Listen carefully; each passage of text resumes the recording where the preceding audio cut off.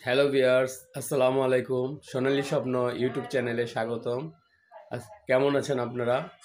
আজ আমি বাছুরের বাছুরের একটি গুরুত্বপূর্ণ রোগ নিয়ে আলোচনা করব। রোগটি খুবই কমন রোগ এবং গুরুত্বপূর্ণ। বাছুর বাছুরের নাভি পাকা রোগ। এই রোগটি বাছুর জন্মের 2-4 দিনের মধ্যেই এই রোগটি হতে পারে। এই রোগটি হওয়ার কারণ আছে অনেকগুলা। 1 নম্বর কারণ হইতেছে জন্মের পর নাড়ি সঠিকভাবে না কাটা। 2 নম্বর কারণ হচ্ছে অপরিষ্কার জায়গায় বাছুরকে রাখা। 3 নম্বর কারণ হচ্ছে বাছুর যাতে বাছুরের নাভি যাতে গরুতে না চাটে সেদিকে লক্ষ্য রাখতে হবে। বাছুর যখন দুধ খাবে তখন একটি গামছা দিয়ে নিচের থেকে উপরে উঠে দুই সাইড দুইটা দিক গিরু দিয়ে দিবে পিঠের উপরে। তাহলে বাছুর দুধ খাওয়ার সময় বাছুরের গাভী চাটতে পারবে না। এইসব কারণে বাছুরের নাভিটা পেকে যায়। লক্ষণ কিভাবে? লক্ষণ হচ্ছে বাছুরের নাভি মোটা হয়ে যায়, শক্ত হয়ে যায় এবং জ্বর উঠে, বাছুরের প্রচণ্ড জ্বর উঠে, বাছুর খাওয়া দাওয়া ছেড়ে দেয়, হাঁটতে পারে না ঠিক মতো। বাছুরের নাভি যদি মনে করেন যে পেকে যায় ভিতরে, তখন পুঁজ বের হয়, লালচে ধরনের পুঁজ বের হয়, দুর্গন্ধযুক্ত। আর যদি পোকা হয় তাহলে মনে করেন যে বাছুর খুবই অস্বস্তি বোধ করে, রক্ত ঝরে। পোকা পড়ে কিসের কারণে? পোকা পড়ে যখন নাভিতে ইনফেকশন হয়, সেটা গাভী চাটুক, গরু গাভী চাটুক বা যে কোনো কারণে হোক, যদি ইনফেকশন হয় সেখানে মাছি যাতে না বসে সেদিকে লক্ষ্য রাখতে হবে। মাছি বসলে মাছি ডিম পাড়ে, সেখানে ডিম পাড়ে মানে চাট ফলায়, পরে আস্তে আস্তে পোকা হয় ভিতরে।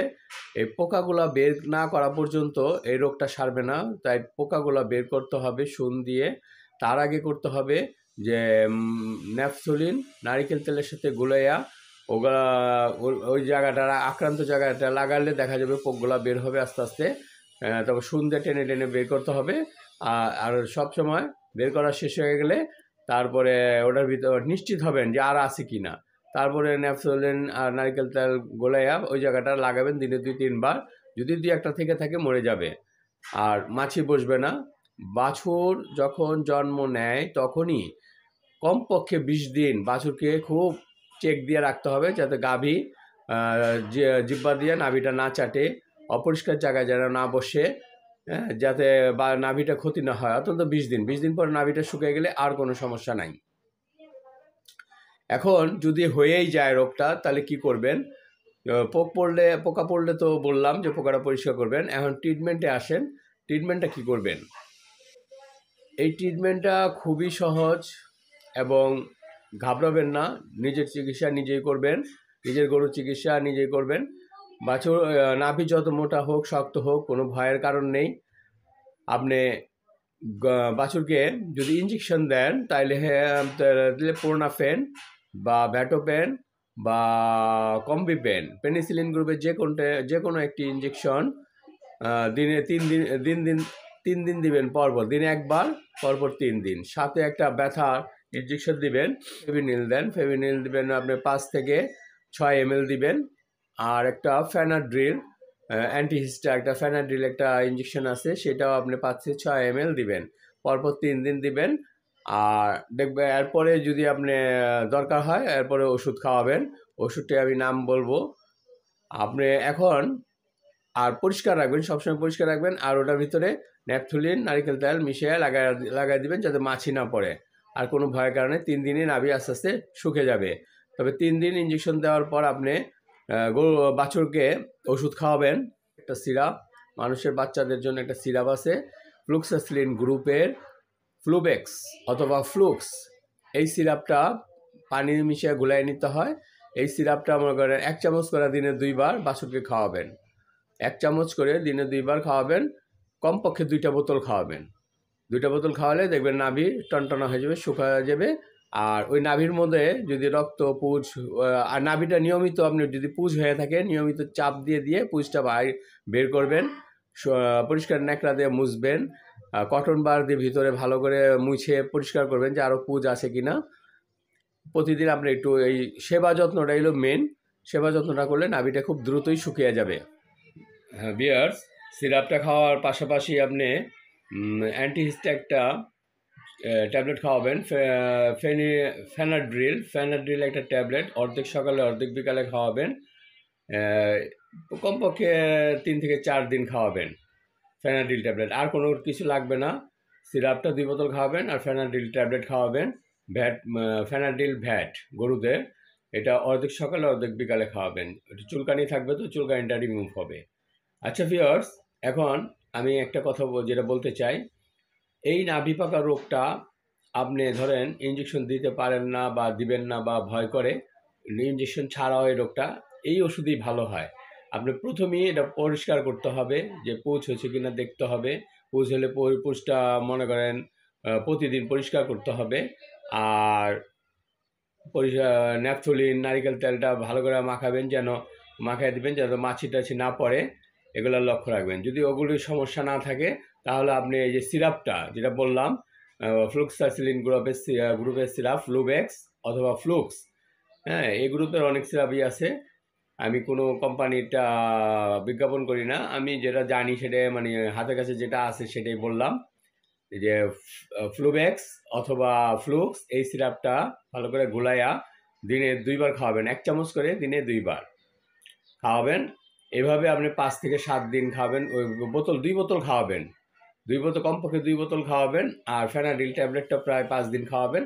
আপনার ইঞ্জেকশনও দেওয়া লাগবে না। আপনি এটা যদি প্রথম থেকেই শুরু করেন এবং যত্ন করেন নাভির, তাইলে মনে করেন শুকায় যাবে ইনশাল্লাহ, টনটনা হয়ে যাবে নাভি, কোনো সমস্যা নাই। একটা ডাক্তার ডাকলে দেখা যাবে যে 1200-1400 টাকা বিল করে ফেলছে। দরকার কি? আপনার নাভি অত গুরুত্বপূর্ণ না। অনেকে এটা কাটা ছিঁড়া করে পুজ টুজ বাই করে, অত পর্যায়ে তো আপনি যায়নি। আর যদি দেখেন হ্যাঁ শুকাচ্ছেই না, হ্যাঁ যাচ্ছে না, তখন আপনি একটা হায়ার অ্যান্টিবায়োটিক ইঞ্জেকশন দিবেন। ট্রাইজন একটা ইঞ্জেকশন আছে 0.5 গ্রাম, 0.5 গ্রাম এই ইঞ্জেকশনটা দিবেন। পরপর 4 দিন দিবেন। সাথে একটা অ্যান্টিহিস্টা ইঞ্জেকশন দিবেন র্যানাসিন 10 ml এর, ওইটা আপনি 5 থেকে 6 ml করে দিবেন। আর যেটা অ্যান্টিবায়োটিকের কথা বললাম ট্রাইজন, এটা আপনি সম্পূর্ণটাই দিবেন 0.5 গ্রাম, মনে রাখবেন 0.5 গ্রাম বাছুরের জন্য।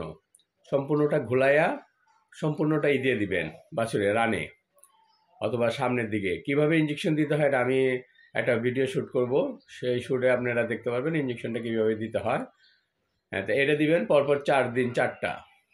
আর রেনাসিন দিবেন 5 ml করে প্রতিদিন একবারই, পরপর 4 দিন দিয়ে দিবেন অ্যান্টিবায়োটিকের সাথে সাথে। যদি একটু গুরুতর হয়, মানে ঘাড়া শুকাচ্ছেই না, তখন এটা দিবেন, দেখবেন শুকিয়ে গেছে গা। তো অত দূর যাওয়া লাগবে না। আপনি 2 বোতল যদি আপনি খাওয়ান ফ্লুবেক্স বা ফ্লুক্স প্রথম থেকেই, তাহলে নাভি বেবি শুকিয়ে যাবে। তবে নাভিটা কাঁচা পুজ থাকা যাবে না, পুজ থাকলে তো আর শুকবে না। পুজটা পরিষ্কার করতে হবে ভালো করে, তুলা দিয়ে ভালো করে পরিষ্কার করতে হবে এবং পরিষ্কার ন্যাকড়া দিয়ে পরিষ্কার করতে হবে। কটন বার ভিতরে ঢুকে ভালো করে পরিষ্কার করে ন্যাপথলিন নারিকেল তেল ভিতরে দিয়ে দিবেন, দেখবেন পোকাও পড়বে না, মাছিও পড়বে না, নাভি শুকিয়ে যাবে। আর গাভীর থেকে একটু দূরে রাখবেন, গাভী যত নাভিটা না চাটে একটু দেখে রাখবেন। 15-20 দিন বাছুরটাকে একটু বেঁধে রাখলেন, বারবার ছাড়বেন, নিজে দাঁড়া থেকে ছেড়ে খাওয়াবেন দুধ, আবার বেঁধে রাখবেন নাভি না শোকা পর্যন্ত। এবং ভালো বাছুরকেও আমি বলবো 20 দিন একটু কেয়ার করে পালেন, যাতে গরুটা গাভী নাভিটা না চাটতে পারে। গাভী কিন্তু নাভি চাটে না, আপনি প্রস্রাবের নালীও কিন্তু চাটে, অনেক সময় ওই জায়গাটাও ঘা হয়ে যায় প্রচুর। আমি এরকম অনেক কেসই করছি, প্রচুর ঘা হয়ে যায়, পোকা এক জায়গায় আমি 120টা পোকা পর্যন্ত বের করছি প্রস্রাবের নালীর এখান থেকে। যাই হোক, আপনারা এই ওষুধটাই খাওয়াবেন। ওই প্রস্রাবের জায়গাও যদি এরকম ইনফেকশন হয়, তা আপনি এই সিরাপটাই খাওয়াবেন 1 চামচ করে দিনে 2 বার, দেখবেন ইনশাল্লাহ ভালো হয়ে গেছে। এখন প্রতিরোধ ব্যবস্থা কি? প্রতিরোধ ব্যবস্থা হচ্ছে, যখন বাছুরটা জন্ম নেয় তখন কোনো পরিষ্কার অ্যান্টিসেপটিক যুক্ত বা ভালো নতুন ব্লেড বা কাঁচি দিয়ে বা চাকু দিয়ে নাড়িটা কাটতে হবে। হাত পরিষ্কার করে, হাত দরকার হলে পটাশিয়াম পারম্যাঙ্গানেট দিয়ে ধুয়ে বা সাবান দিয়ে ধুয়ে পরিষ্কার করে কাটতে হবে এবং পরিষ্কার জিনিস দিয়ে কাটতে হবে। যেমন পরিষ্কার জিনিস দিয়ে কাটতে হবে, যেমন এই ওই মানে নতুন জিনিস দিয়ে কাটতে হবে, হাতটা ভালো করে ধুতে হবে। আর বাছুরকে রাখবেন পরিষ্কার জায়গায়, জন্মটাও যাতে পরিষ্কার জায়গায় নেয়, মাটি যেন না লাগে, মাটির সংস্পর্শে অনেক জীবাণু থাকে, এই জীবাণু আক্রান্ত হয়ে যায়। ডেলিভারিটাও করাবেন পরিষ্কার জায়গায় এবং বাছুরটাকেও রাখবেন পরিষ্কার জায়গায়, যাতে স্যাঁতস্যাঁতে কোনো ভিজা জায়গায় না থাকে। আর বাছুরটাকে দুধ খাওয়াবেন ওইভাবে সাবধানতায়, তাহলে দেখবেন আর এই রোগটা হয় না। অত্যন্ত 20 দিন পর দেখবেন না বিষ শুকায় গেছে। ভালো বাছুরকেও এইভাবে যত্ন করে পালবেন, তাহলে আর কোনো সমস্যা হবে না। আর যেটা আক্রান্ত এটাকেও যত্ন করে পালবেন। তাহলে ভিউয়ার্স, চ্যানেলটি সাবস্ক্রাইব করে বেল বাটন বাজিয়ে দিন, লাইক করুন, কমেন্ট করুন, শেয়ার করুন। আপনাদের জন্য নতুন নতুন ভিডিও নিয়ে আসবো ইনশাল্লাহ।